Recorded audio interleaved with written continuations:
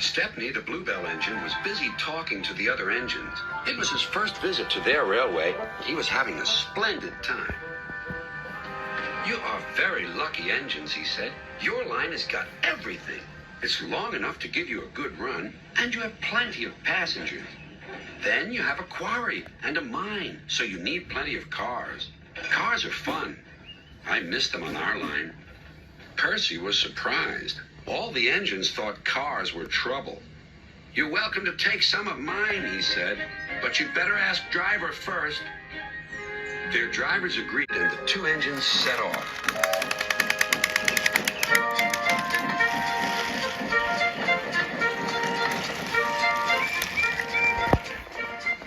Thomas and Toby were speechless. Stepney took the cars to the harbor.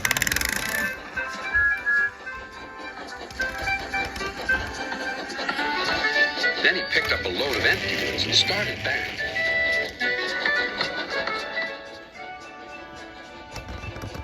Ahead was a cricket field. The game had just begun.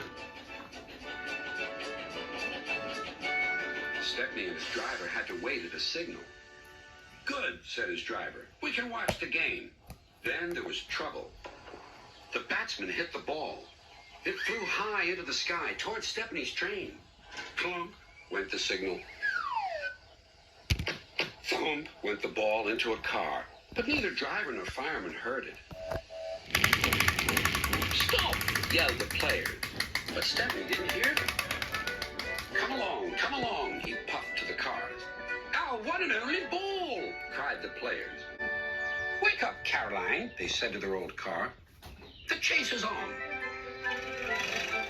Caroline coughed crossly and rolled down the road. Stepney wasn't hurrying. Caroline soon came up behind. "Toot, toot," she wailed. The players shouted, but Stepney was still too far away for his driver and fireman to see or hear properly. They completely misunderstood. "If those jokers want a race," said the driver, "they can have one. Faster, Stepney, faster." Poor Caroline wasn't happy at all. She rattled along at twice her usual speed.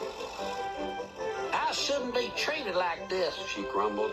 "This pace is too hot for my system. It'll fuse all my circuits." Suddenly, Stepney was nowhere to be seen. "Yahoo! That silly train has run into a hole, so we can't catch it. I can go home now." But she couldn't. Her driver pounded Caroline on up the steep hill, and then down the other side toward the station. Stepney was already there when Caroline cluttered in. "We need our ball back," cried the players, and explained everything. The ball was nestled under some straw in the third car from the van. "We found it," cried a player. "We're sorry," sighed the driver. "Oh, you couldn't help it," replied the player. "Now we must get back quickly." "You'll be lucky," said the driver. Caroline looks worn out. And she was. The driver spoke to the station master and the signalman, and they all agreed on a plan.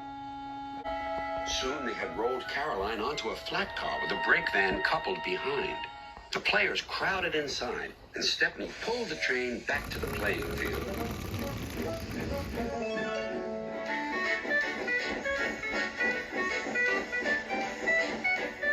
Everyone enjoyed watching the game.